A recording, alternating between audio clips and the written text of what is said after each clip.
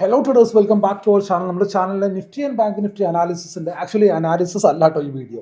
അതായത് അനാലിസിലേക്ക് നമ്മൾ പോകുന്നില്ല. കാരണം എന്താ വെച്ചാൽ എക്സിഎസ് നിഫ്റ്റി പ്രോപ്പറായിട്ടൊരു 175 പോയിന്റ്സിൻ്റെ അടുത്തുള്ള ഗ്യാപ് ഡൗൺ കാണിക്കുന്നുണ്ട്. സോ ഞാനിപ്പോൾ ഇവിടെ നിന്നിട്ട് എന്ത് ലെവൽസ് പറഞ്ഞ് കഥ പറഞ്ഞാലും ഐ തിങ്ക് മാർക്കറ്റ് എന്തായാലും ഗ്യാപ് ഡൗൺ ആയിരിക്കും ഓപ്പൺ ആവുക. സോ മാർക്കറ്റിലെ ലെവൽസ് നമുക്ക് എന്തായാലും ലൈവ് മാർക്കറ്റിൽ നമുക്ക് ഐഡൻറ്റിഫൈ ചെയ്യാനായിട്ട് ശ്രമിക്കാം, ഞാനത് അപ്ഡേറ്റ് ചെയ്യാനായിട്ട് ശ്രമിക്കാം.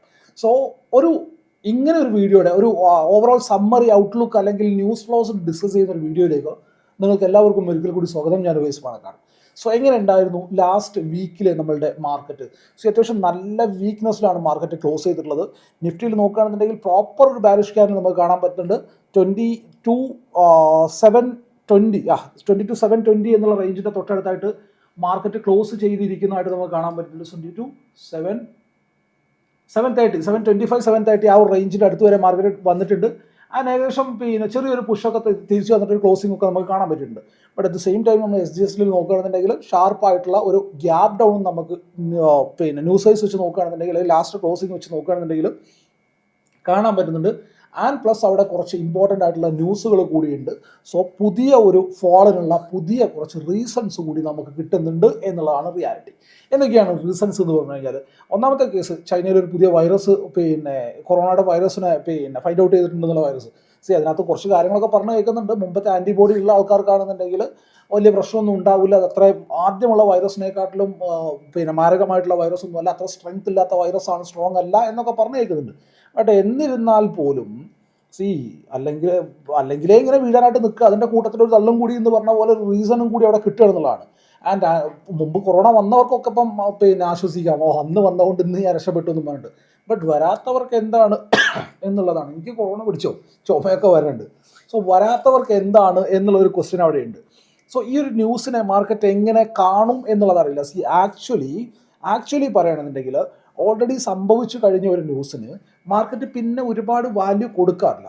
But at the same time നമ്മൾ നോക്കുകയാണെന്നുണ്ടെങ്കിൽ ഓൾറെഡി ഭയങ്കര നെഗറ്റീവായിട്ടുള്ള ന്യൂസുകളും മാർക്കറ്റിലുണ്ട്. ഇപ്പോൾ ലാസ്റ്റ് ഡേയിൽ US മാർക്കറ്റ് നോക്കുകയാണെന്നുണ്ടെങ്കിൽ നസ്ദാക്കിൻ്റെ അല്ലെങ്കിൽ US 30 നിങ്ങൾ ഡെയിലി ടൈം ഫ്രെയിം ക്യാൻഡിൽ ഒന്ന് എടുത്ത് നോക്ക്.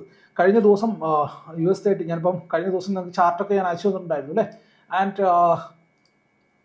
US 30 നോക്കുകയാണെന്നുണ്ടെങ്കിൽ ലാസ്റ്റ് ഡേയിലുള്ള ക്യാൻഡിൽ വന്നിട്ടുള്ളത് ഏകദേശം ഡെയിലി ക്യാൻഡിലാണ് ഞാൻ പറയുന്നത്, $1,357 ഒരു ഡ്രോപ്പാണ് നമുക്ക് കാണാൻ പറ്റുന്നത്. കഴിഞ്ഞ ദിവസം നല്ല ഒരു ഫോൾ ക്യാൻഡിൽ നമുക്ക് അവിടെ കാണാൻ പറ്റുന്നുണ്ട്. ആൻഡ് അത് പ്രീവിയസ്ലി ഉണ്ടായിട്ടുള്ള നെഗറ്റീവ് അല്ലെങ്കിൽ നെഗറ്റീവ് ക്യാൻഡിൽ പോലെയല്ല, വിത്ത് റീസൺസ് ആണ്. അവരുടെ PMI ഡാറ്റയും കാര്യങ്ങളൊക്കെ വന്നിട്ടുണ്ടായിരുന്നു. അതിൻ്റെ പേരിലുള്ള ഫോളാണ് കാണാൻ പറ്റുന്നത്. ഇൻട്രസ്റ്റ് റേറ്റിൻ്റെ കാര്യത്തിൽ കുറേ കാലമായിട്ട് ഇങ്ങനെ ചർച്ചകളും കാര്യങ്ങളൊക്കെ നടന്നുകൊണ്ടിരിക്കുകയാണ്. ആൻഡ് അവിടെ എക്കണോമിക് ഗ്രോത്ത് കുറഞ്ഞു വരുന്നുണ്ട് എന്നുള്ള ന്യൂസിന് ശേഷമാണ് പ്രോപ്പറായിട്ട് നല്ല ഒരു ഫോൾ നമുക്ക് അവിടെ കാണാൻ പറ്റിയിട്ടുള്ളത്. അതിൻ്റെ ഫലമായിട്ട് തന്നെയാണ് SGS നിഫ്റ്റിയിൽ നല്ലൊരു ഗ്യാപ് ഡൗണും കാര്യങ്ങളും ഒക്കെ. അതായത് ഗ്യാപ് ഡൗൺ എക്സ്പെക്ട് ചെയ്യുന്നത് അല്ലെങ്കിൽ ഒരു 175 പോയിന്റ്സ് ഞാനിപ്പോൾ ജസ്റ്റ് ഒന്ന് കൺഫേം ചെയ്യായിരുന്നു. ഏകദേശം 174 പോയിന്റ്സിൻ്റെ ഒരു ഡിക്ലൈനാണ് അവിടെ നമുക്ക് കാണാൻ പറ്റുന്നത്. ആൻഡ് നമ്മളുടെ മാർക്കറ്റിൽ ഓൾറെഡി നെഗറ്റീവ് ന്യൂസുകൾ ഇങ്ങനെ ഫ്ലോ ആയിക്കൊണ്ടിരിക്കുകയാണ്. പല എന്തൊക്കെ രീതിയിൽ നോക്കിക്കഴിഞ്ഞാലും നമ്മൾ ഏറ്റവും സിമ്പിളായിട്ട് നോക്കിക്കഴിഞ്ഞാൽ ഇത്ര മാത്രം ആലോചിച്ചാൽ മതി. ഈ താരിഫിൻ്റെ ഒക്കെ കേസുകൾ ന്യൂസുകളും കാര്യങ്ങളൊക്കെ നമ്മൾ കേൾക്കുന്ന അല്ലേ. ഇപ്പം നമ്മൾ വാങ്ങിക്കുമോ എന്നുള്ളതാണ്. ഇപ്പം ഞാനിപ്പം താരിഫ് ന്യൂസ് ഒന്നും കൂടി ഒന്ന് ക്രോസ് ചെക്ക് ചെയ്യാൻ സമയത്ത് ഞാൻ ജസ്റ്റ് ഇപ്പോൾ നോക്കുകയായിരുന്നു. ഞാനിപ്പം എനിക്ക് ഏറ്റവും ഇഷ്ടമുള്ളൊരു വണ്ടി എന്ന് പറയുന്നത് GMC Sierra-യാണ്. നമുക്ക് UAE-യിലോ അല്ലെങ്കിൽ സൗദിയിലൊക്കെ കോമൺലി പോകുന്ന രാജ്യങ്ങളാണ് പറയുന്നത്. അപ്പം അവിടെയൊക്കെ നമ്മൾ എപ്പോഴും കാണുന്നൊരു കാറാണ് ഈ GMCയുടെ Sierra എന്ന് പറയുന്നത്. ഡെനാലി എന്ന് പറഞ്ഞിട്ടുള്ളൊരു വാഹനം. ഞാൻ അതിൻ്റെ പ്രൈസ് ഇങ്ങനെ നോക്കുകയായിരുന്നു. സോ US പ്രൈസ് എന്ന് പറയുന്നത് അറൗണ്ട് $39,000 ആണ്. ആൻഡ് വേറൊരു വേരിയൻറ്റിന് ഞാൻ കണ്ടിട്ടുള്ളത് $49,000 ആണ്. സോ 100 റുപ്പീസിൻ്റെ കൺവേർഷനിൽ നമ്മൾ നോക്കിക്കഴിഞ്ഞാലും അത് ഏകദേശം വരുന്നത് 45 lakhs ആണ്. പ്രീവിയസ്ലി വന്നുകൊണ്ടിരുന്നത് എന്താണെന്നറിയോ, അവിടുന്ന് ഇങ്ങോട്ട് ഇമ്പോർട്ട് ചെയ്യപ്പെടുന്ന വണ്ടികൾക്ക് 50%, 100%, 110% ഒക്കെ ആയിരുന്നു ഇമ്പോർട്ട് 100%, 110%, 120% ഒക്കെ ആയിരുന്നു ഇമ്പോർട്ട് ഡ്യൂട്ടി ഉണ്ടായിരുന്നത്. ഇപ്പോഴത്തെ ഈ ഒരു ട്രംപ് മോദിജി കൂടിക്കാഴ്ചയ്ക്ക് ശേഷം ഈ ഇമ്പോർട്ട് ചെയ്യുന്ന സാധനങ്ങൾക്കുള്ള ഡ്യൂട്ടി ഒരുപാട് കുറഞ്ഞിട്ടുണ്ട്. അത് അതിൻ്റെ ഒരു പ്രതിഫലനം അതല്ലെങ്കിൽ അതിൻ്റെ ഒരു ഫസ്റ്റ് സ്റ്റെപ്പ് എന്നുള്ള ആ ഒരു ബജറ്റ് മുതലേ പറഞ്ഞു കേട്ടിട്ടുള്ള കാര്യം കൂടിയാണ്. സോ ഇങ്ങനെ വരുമ്പം അല്ലെങ്കിൽ നമ്മളുടെ മോട്ടോർ സെക്ടറിൽ നല്ലൊരു ഫോളും കാര്യങ്ങളൊക്കെ നടന്നുകൊണ്ടിരിക്കുന്ന സമയമാണല്ലോ. ഇതിനിടയിൽ ഈ ന്യൂസ് കൂടി വന്നു കഴിഞ്ഞാൽ എന്തായിരിക്കും നമ്മളുടെ നാട്ടിലെ ഓട്ടോ സെക്ടറിൻ്റെ അവസ്ഥ നിങ്ങൾ ആലോചിച്ചിട്ടുണ്ടോ? നിങ്ങൾ ആലോചിക്കുമ്പോൾ ഇത്ര മാത്രം ആലോചിച്ചാൽ മതി. അതായത് 45-50 ലക്ഷം രൂപ അതിനിടയിൽ ഒരു ടാക്സും കൂടി കൊടുത്തിട്ട് ഒരു ഒരു 50% ടാക്സ് കൂടി കൊടുത്തു കഴിഞ്ഞാൽ എത്രയായി? ഏകദേശം ഒരു 45 ലക്ഷം രൂപയുള്ള സാധനം ഏകദേശം ഒരു 70-75 ലക്ഷം രൂപ.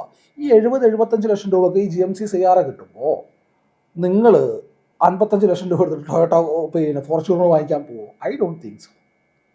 എന്തായിരിക്കും മാർക്കറ്റിൻ്റെ അവസ്ഥ ഉണ്ടാവുക?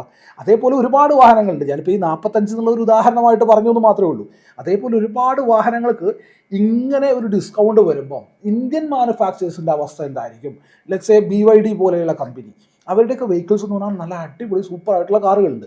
ഈ ഇലക്ട്രോണിക് കാറുകൾ അവിടെ നിന്ന് ഇങ്ങോട്ട് അവർ ഇമ്പോർട്ട് ചെയ്യുമ്പോൾ ഇവിടെ ഇമ്പോർട്ട് ഡ്യൂട്ടി കൂടി കുറയുകയാണെന്നുണ്ടെങ്കിൽ നമ്മുടെ നാട്ടിലുള്ള ഇപ്പം യൂഷ്വലി മാനുഫാക്ചേഴ്സ്, ഞാനിപ്പോൾ പറഞ്ഞിട്ടുള്ള ഏറ്റവും പുതിയ മഹീന്ദ്രയുടെ ഒന്നും കാര്യമല്ല, അല്ലെങ്കിൽ ഏറ്റവും പുതിയ നാനോയുടെ ഒന്നും കാര്യമല്ല, ചില ഈ തകരപ്പെട്ടി പോലത്തെ വണ്ടികളുണ്ടല്ലോ, ആ വണ്ടികളുടെയൊക്കെ സെയിലിൻ്റെ അവസ്ഥയിൽ എന്തായിരിക്കും ഉണ്ടാവാൻ പോകുന്ന impact? I don't think so. ഇത് എവിടെ പോയിട്ട് നിൽക്കാനാണെന്ന്. അത്രയും പർച്ചേസിങ് ക്ലാരിറ്റിയുള്ള ആൾക്കാർ നമ്മുടെ ഇടയിലുണ്ടോ എന്ന് ചോദിച്ചു കഴിഞ്ഞാൽ ഡെഫിനറ്റ്ലി ഉണ്ട് എന്നുള്ളത് തന്നെയാണ് റിയാലിറ്റി. കാരണം നമ്മുടെ നാടിൻ്റെ എക്കോണമി എന്താണെന്നുള്ളത് നമുക്കറിയാം. എത്രത്തോളം ബൂസ്റ്റ് അതിനുണ്ട്, എത്രത്തോളം പൈസക്കാരവിടെ ഉണ്ട് എന്നുള്ളതൊക്കെ നമുക്കറിയാം.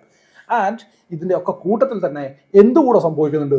നിങ്ങളിപ്പം മാർക്കറ്റുമായിട്ട് ബന്ധപ്പെട്ട് നിൽക്കുന്ന ആൾക്കാരാണ്. നിങ്ങൾ ആ ഒരു പോയിന്റ് ഓഫ് വ്യൂവിൽ ചിന്തിച്ചിട്ടുണ്ടാവില്ല എന്ന് മാത്രമേ ഉള്ളൂ.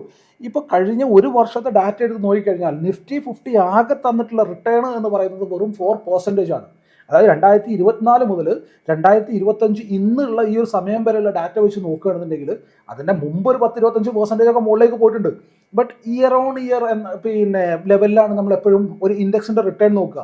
അത് എത്ര വരെ പോയി അവിടെ ഇറങ്ങാൻ പറ്റുമോ എന്നുള്ള രീതിയിലല്ല നോക്കുന്നത്. അങ്ങനെ നോക്കുകയാണെന്നുണ്ടെങ്കിൽ 22% ലോക്ക് ചെയ്തിട്ട് ഇറങ്ങിപ്പോരാനൊക്കെ പറ്റും, ഏറ്റവും താഴ്ത്തുനിന്ന് കയറിയിട്ട് മുകളിൽ. ബട്ട് അതല്ല, ആക്ച്വലി നോക്കുക എങ്ങനെയാണ് ഇയർ ഓൺ ഇയർ എത്ര ഗ്രോത്ത് ഉണ്ടായിരുന്നതാണ്. So year on year growth നോക്കുകയാണെന്നുണ്ടെങ്കിൽ അറൌണ്ട് 4% അടുത്താണ് നിൽക്കുന്നത്. ആൻഡ് ഏറ്റവും ഇമ്പോർട്ടൻ്റ് ആയിട്ടുള്ള സപ്പോർട്ട് ലെവലിലൊക്കെയാണ് നിൽക്കുന്നത്. സോ ഇതിൻ്റെ താഴത്തേക്ക് മാർക്കറ്റ് അപ്രോച്ച് ചെയ്ത് കഴിഞ്ഞാൽ അവിടെ MTF ഓൾമോസ്റ്റ് എല്ലാത്തിലും ബ്രേക്ക് ഡൗണും കാര്യങ്ങളൊക്കെ ഉണ്ടായിട്ടുണ്ട്. കഴിഞ്ഞിടയ്ക്ക് ഞാൻ ബ്ലഡ് ബാത്ത് എന്ന് പറഞ്ഞപ്പോഴേക്ക് ആരോ കമൻറ്റിൽ രേഖപ്പെടുത്തിയിട്ടുണ്ടായിരുന്നു. കമൻറ്റ് ബോക്സ് എന്ന് പറഞ്ഞാൽ നിങ്ങൾക്കുള്ളതാണ്. നിങ്ങളുടെ അഭിപ്രായങ്ങളും നിർദ്ദേശങ്ങളും രേഖപ്പെടുത്തണം എന്ന് ഞാൻ എല്ലാ പ്രാവശ്യവും പറയുന്നത്. അതിനകത്തൊന്നും എനിക്ക് ഒഫൻഡോ ആവുന്ന അങ്ങനത്തെ കാര്യങ്ങളൊന്നുമില്ല. ബട്ട് നിങ്ങൾ Nifty 50 ഉള്ള ഈ മേജർ സ്റ്റോക്കുകൾ നോക്കുമ്പോഴാണ് നിങ്ങൾക്ക് ഇതൊരു ബ്ലഡ് ബാത്ത് ആയിട്ടോ അല്ലാത്തതായിട്ടോ ഒക്കെ തോന്നുന്നത്. നിങ്ങൾ Nifty മിഡിലെയോ അല്ലെങ്കിൽ സ്മോൾ ക്യാപ്പിലെയൊക്കെ സ്റ്റോക്കുകളുടെ പെർഫോമൻസ് എന്താണെന്ന് പരിശോധിച്ച് നോക്കും. അപ്പോൾ നിങ്ങൾക്ക് അറിയാൻ പറ്റും എത്രത്തോളം ബ്രൂട്ടലായിട്ടുള്ള സെൽ ഓഫും കാര്യങ്ങളൊക്കെ അവിടെ നടന്നുകൊണ്ടിരിക്കുന്നത്. സോ സ്റ്റിൽ HIs നല്ല രീതിയിൽ സെല്ലിങ് നടന്നുകൊണ്ടിരിക്കുന്നുണ്ട്. ആൻഡ് നമ്മൾ നേരത്തെ പറഞ്ഞു വന്ന കേസിലേക്ക് തിരിച്ചു പോകുകയാണെന്നുണ്ടെങ്കിൽ റുപ്പീൻ്റെ മൂല്യം എന്ന് പറയുന്നത് വെറുതെ ഇരുന്നിട്ട് ഒരു വർഷം കൊണ്ട് 6-7% കുറഞ്ഞിട്ടുണ്ടെന്നുള്ളതാണ്. അതായത് കഴിഞ്ഞ 2024 തുടക്കത്തിൽ നിങ്ങളുടെ കയ്യിൽ 1 lakh rupees ഉണ്ടെന്നുണ്ടെങ്കിൽ ഇന്നത്തെ അതിൻ്റെ വാല്യൂ എന്ന് പറയുന്നത്, ഒന്നും ചെയ്തിട്ടില്ല ബാങ്കിൽ കൊണ്ടുപോയിട്ടൊക്കെയാണെന്നുണ്ടെങ്കിലും ഇന്നത്തെ അതിൻ്റെ വാല്യൂ എന്ന് പറയുന്നത് വെറും 97,000 രൂപയാണ്. എങ്ങനെ ഇരിക്കുന്നു? മറ്റേ അണ്ണൻ ചോദിച്ച പോലെ എങ്ങനെ ഇരിക്കുന്നു? ഇതാണ് അവസ്ഥ. അപ്പോൾ ഇങ്ങനെ ഒരുപാട് കാര്യങ്ങൾ ഇവിടെയുണ്ട്. സോ FIs DIs അവരുടെ കാര്യം പറയുമ്പോൾ വേറൊരു കാര്യം കൂടി പറയണം. അവർ ഇപ്പം അടുത്തൊരാഴ്ച വരികയാണെന്നുണ്ടെങ്കിൽ അടുത്ത ആഴ്ച കംപ്ലീറ്റ് എക്സ്പയറീസിൻ്റെ വീക്കാണ്. ഈ എക്സ്പയറീസിൻ്റെ വീക്കിലേക്ക് വരുമ്പോൾ എന്താണെന്ന് വെച്ച് കഴിഞ്ഞാൽ അവർ ഇപ്പോൾ ഷോർട്ട് ചെയ്തിട്ടുള്ള പൊസിഷൻ എന്ന് പറഞ്ഞാൽ ഏറ്റവും ടോപ്പ് എന്നാണെന്നുണ്ടെങ്കിൽ ലെറ്റ്സ് സേ നിഫ്റ്റിയിൽ നോക്കുകയാണെന്നുണ്ടെങ്കിൽ മന്ത്ലി അതിനകത്ത് ഫ്യൂച്ചേഴ്സിനകത്തോ ഓപ്ഷൻസിനകത്തോ ഷോർട്ട് ചെയ്യണമെന്നുണ്ടെങ്കിൽ അവർ നിൽക്കുന്നത് തന്നെ അത്യാവശ്യം നല്ലൊരു പ്രോഫിറ്റിലാണ് അല്ലേ. ഇപ്പോൾ നമ്മൾ വീക്കിലി ടൈം ഫ്രെയിം ചാർട്ടിൽ നോക്കുകയാണെന്നുണ്ടെങ്കിൽ ഏകദേശം 23,800 ആ റേഞ്ചിൽ നിന്നാണ്. ആൻഡ് ഇപ്പം നിൽക്കുന്നത് 22,800, 1000+ പോയിന്റ്സിലാണ് നിൽക്കുന്നത്. ആൻഡ് പ്ലസ് ഈ ആഴ്ചയിലാണ് അതിൻ്റെ എക്സ്പയറി വരാൻ പോകുന്നത്. നാളെ ഒരു 170 പോയിന്റ്സ് കൂടി ഡ്രോപ്പ് ഉണ്ടാവുകയാണെന്നുണ്ടെങ്കിൽ ഫസ്റ്റ് എന്തായിരിക്കും അവരുണ്ടാവുക? ഒരു പ്രോഫിറ്റിനെ ബുക്ക് ചെയ്ത് മാറുന്നുള്ളതാണ്. ലെറ്റ്സ് സേ ഫസ്റ്റ് ഒറ്റ സെക്കൻഡ് ഞാൻ അതിൻ്റെ ഫ്യൂച്ചേഴ്സ് കൂടി ഒന്ന് നോക്കിക്കോട്ടെ. ഞാൻ ഫ്യൂച്ചേഴ്സ് മാത്രം ഒന്ന് നോക്കിയില്ല എന്നുള്ളതാണ്. നിഫ്റ്റി ഫ്യൂച്ചേഴ്സിൻ്റെ ചാർട്ട് കൂടി നോക്കിക്കഴിഞ്ഞാൽ നല്ല രസമുള്ളൊരു കാര്യം കൂടി കാണാൻ പറ്റും. ഫ്യൂച്ചേഴ്സിൻ്റെ ചാർട്ട് നോക്കുകയാണെന്നുണ്ടെങ്കിൽ ഏകദേശം ഫ്യൂച്ചേഴ്സും ഓപ്ഷൻ ഇതും തമ്മിലൊരു പ്രൈസ് വ്യത്യാസം ഉണ്ടല്ലോ. സോ അവർ നിൽക്കുന്നത് ഏകദേശം 1110 പോയിന്റോളം പ്രോഫിറ്റിലാണ് നിൽക്കുന്നത്. ആൻഡ് നാളെ ഇനി എഗെയിൻ ഒരു ഡ്രോപ്പ് കൂടി ഉണ്ടാവുകയാണെന്നുണ്ടെങ്കിൽ എഗെയിൻ അവർ നല്ലൊരു പ്രോഫിറ്റിലേക്ക് തന്നെ വരികയാണ്. സോ അങ്ങനെയാണെന്നുണ്ടെങ്കിൽ അവിടെ ഒരു പ്രോഫിറ്റ് ബുക്കിംഗ് മോർണിംഗ് ഇറ്റ്സെൽഫ് ഉണ്ടാവാനുള്ള സാധ്യതയില്ല എന്ന് ചോദിച്ചാൽ ആസ് പെർ ഡാറ്റ നമുക്ക് അവിടെ സാധ്യതയുണ്ട്. കാരണം ആ ഒരു 4 ദിവസം കൂടി ഹോൾഡ് ചെയ്താലും അവർക്ക് എത്രയും കിട്ടുക എന്നുള്ളത് അറിയാമല്ലോ. ബട്ട് അവരിപ്പം ചിലപ്പം ഈ ഒരു പ്രോഫിറ്റ് ബുക്കിംഗ് വന്ന് ഒന്ന് മുകളിലേക്ക് പുഷായി കഴിഞ്ഞാൽ അവിടെ എഗെയിൻ അടുത്ത മാസത്തേക്കുള്ള ഷോർട്ടിങ് തുടങ്ങും. കാരണം ഈ മാസം അവർ ഷോർട്ട് ചെയ്താലും 4 ദിവസം കഴിഞ്ഞാൽ അതിന് അവർ റോൾ ഓവർ ചെയ്യണം. പുതിയ പൊസിഷനിലേക്ക് പുതിയ വീക്കിലേക്ക് റോൾ ഓവർ ചെയ്യണം. സോ അങ്ങനെയാണെന്നുണ്ടെങ്കിൽ അവിടെ എഗെയിൻ അടുത്ത മാസത്തേക്കുള്ള ഷോർട്ടിങ് തുടങ്ങും. കാരണം ഈ മാസം അവർ ഷോർട്ട് ചെയ്താലും 4 ദിവസം കഴിഞ്ഞാൽ അതിന് അവർ റോൾ ഓവർ ചെയ്യണം. പുതിയ പൊസിഷനിലേക്ക് പുതിയ വീക്കിലേക്ക് റോൾ ഓവർ ചെയ്യണം. സോ നല്ലൊരു പ്രോഫിറ്റ് കിട്ടുമ്പോൾ ആ ഒരു പോയിന്റിൽ തന്നെ പിന്നെ സ്ക്വയർ ഓഫ് ചെയ്തിട്ട് പുതിയ ഒരു സെറ്റ് ഓഫ് പൊസിഷൻസ് ക്രിയേറ്റ് ചെയ്ത് കഴിഞ്ഞാൽ അവർക്ക് അതിൽ വലിയൊരു പ്രോഫിറ്റ് കൂടി, അതായത് ടൈമും കിട്ടുകയാണ് പ്ലസ് പിന്നെ വലിയൊരു പ്രോഫിറ്റ് കൂടി കിട്ടുകയാണ് അല്ലേ. സോ അതിനുള്ള പോസിബിലിറ്റി അവിടെ ഉണ്ട്. But at the same time അങ്ങനെ ഒരു പിന്നെ സ്ക്വയർ ഓഫ് നല്ല രീതിയിൽ ഉണ്ടായി കഴിഞ്ഞാൽ ഇനീഷ്യലി ഒരു പുഷ് ഉണ്ടായിട്ട് മാർക്കറ്റ് എന്താവാൻ ചാൻസ് ഉണ്ട്, ഒരു സൈഡ് വൈസ് ടെറിട്ടറിയിലേക്ക് മാറാൻ ചാൻസ് ഉണ്ട് എന്നാണ് എൻ്റെ ഒരു വ്യൂവിൽ ഇപ്പോൾ കാണുന്നത്. സോ എൻ്റെ കയ്യിലുള്ള ലെവൽ എന്ന് പറഞ്ഞാൽ നത്തിങ് സിമ്പിളായിട്ട് ഞാൻ വാച്ച് ചെയ്യുന്ന ലെവൽ എന്ന് പറഞ്ഞാൽ 23,250 എന്നുള്ള ലെവലാണ്. ബ്രോഡർ ലെവലാണ് ഞാൻ പറയുന്നത്, നാളെ ഇൻട്രാഡേക്കുള്ള ലെവലേ അല്ല. 23,250 ആണ് ബാങ്ക് നിഫ്റ്റിയിൽ ഞാൻ വാച്ച് ചെയ്യാൻ പോകുന്നത്. ഓൺ ദ നിഫ്റ്റി ബാങ്ക് ഞാൻ വാച്ച് ചെയ്യാൻ പോകുന്നത് പിന്നെ 50,000 അല്ലെങ്കിൽ 50,250 എന്നുള്ള ലെവലാണ്. ഈ ഒരു ലെവലിൻ്റെ മുകളിലായിട്ട് ഡെയിലി ടൈം ഫ്രെയിം ചാർട്ടിൽ പ്രോപ്പറായിട്ടൊരു ക്യാൻഡിൽ ക്ലോസ് കിട്ടുന്നത് വരെ നമുക്ക് അഗ്രസീവായിട്ട് മുകളിലേക്കുള്ള ട്രേഡിനെ പ്ലാൻ ചെയ്യുക എന്ന് പറയുന്നത് ഡെഡ്ലി റിസ്കി ആയിരിക്കും.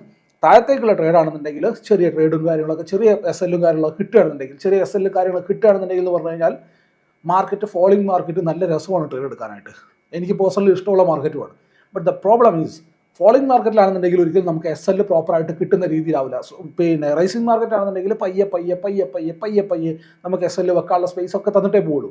ബട്ട് ഫോളിംഗ് മാർക്കറ്റ് ആണെന്നുണ്ടെങ്കിൽ അവിടെ എസ് എൽ വെക്കുക എന്ന് പറയുന്നത് കുറച്ച് റിസ്കി ആയിട്ടുള്ള ടാസ്ക്കാണ്. കാരണം അവിടെ സ്പേസ് ഉണ്ടാവില്ല, വലിയ റേഞ്ച് ആയിരിക്കും കയ്യിലുണ്ടാവുക എന്നതാണ്. സോ ഇങ്ങനെയൊക്കെയാണ് കാര്യങ്ങളുള്ളത്. ഒന്നാമത് പിന്നെ ആർ ബി ഐയുടെ പുതിയ റീഇൻഫ്യൂസിൻ്റെ ഡാറ്റ പറഞ്ഞു കേൾക്കുന്നുണ്ട്. ഇതെല്ലാം കൂടെ എവിടെ പോയിട്ട് അവസാനിക്കുക എന്നുള്ളത് അറിയില്ല. ഈ ലിക്വിഡിറ്റി ഉണ്ടാക്കുക എന്ന് പറഞ്ഞാൽ പുതിയ കറൻസി പ്രിന്റ് ചെയ്തുകൊണ്ടിരിക്കുക എന്നുള്ളതാണ്. കഴിഞ്ഞ ഇയറിൽ തന്നെ നമ്മൾ 6% ആസ് കമ്പയർ ടു $, 6% ഇടിഞ്ഞിട്ടുണ്ടെന്നുണ്ടെങ്കിൽ ഇനി കറൻസി ഇങ്ങനെ പ്രിന്റ് ചെയ്യുന്നത് വഴി ഇൻഫ്ലേഷൻ ഇങ്ങനെ കൂടിക്കൊണ്ടിരിക്കുകയാണ് അല്ലേ. ഈ ഇൻഫ്ലേഷൻ കൂടിക്കഴിഞ്ഞാൽ ഞാൻ പറഞ്ഞു തരണ്ട, നിങ്ങൾക്കറിയാം എന്താ സംഭവിക്കുന്നത്. സോ നമുക്ക് നോക്കിയിരുന്ന് കാണാം. ആൻഡ് US വളർച്ചാ നിരക്ക് കുറയുന്നു എന്ന് പറഞ്ഞു കഴിഞ്ഞാൽ അത് ഡയറക്റ്റ് ആയിട്ട് അടി കൊടുക്കുന്ന ആർക്കാ? ഇൻഫി, TCS പോലെയുള്ള ടെക് മഹീന്ദ്ര, വിപ്രോ പോലെയുള്ള IT കമ്പനികൾക്കാണ്. കാരണം അവരുടെ ഇൻകം എന്ന് പറയുന്നത് അവിടെ നിന്നാണ് വരുന്നത്. കഴിഞ്ഞ സൈപ്രസിലുണ്ടായിരുന്ന ബാങ്കിങ് സെക്ടേഴ്സിലെ വീക്ക്നെസ്സിൻ്റെ ന്യൂസ് ഉണ്ടായിരുന്ന സമയത്ത് നിങ്ങൾക്ക് ഓർമ്മയില്ലേ? ആ ഒരു ക്വാർട്ടറിലാണ് ഇൻഫിയൊക്കെ നല്ല രീതിയിലുള്ള ലോസ് രേഖപ്പെടുത്തിയിട്ടുണ്ടായിരുന്നത്. കാരണം അവരുടെ സർവീസ് പ്രൊവൈഡേഴ്സ് ഈ ബാങ്കുകളാണ്.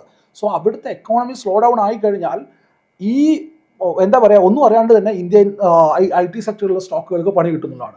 സോ ഈ താരിഫ് ഡ്യൂട്ടി കുറക്കുന്നത് വഴി മോട്ടോർ സെക്ടറും കൊണ്ട് പോകുന്നു. FMCG ഒക്കെ എന്താണെന്നറിയില്ല, കുറേ ദിവസങ്ങളായിട്ട് വീണുകൊണ്ടിരിക്കുകയാണ്. അവിടെ ഓൾറെഡി പണിയിലാണ്, ബാക്കിയുള്ള സെക്ടേഴ്സ് പിന്നെ പറയാൻ വേണ്ട. സോ എല്ലാ രീതിയിലും നോക്കിക്കഴിഞ്ഞാലും അത്ര സൂപ്പർ പോസിറ്റീവ് ആയിട്ടുള്ള വീക്കിലേക്കല്ല മാർക്കറ്റ് വരുന്നത്.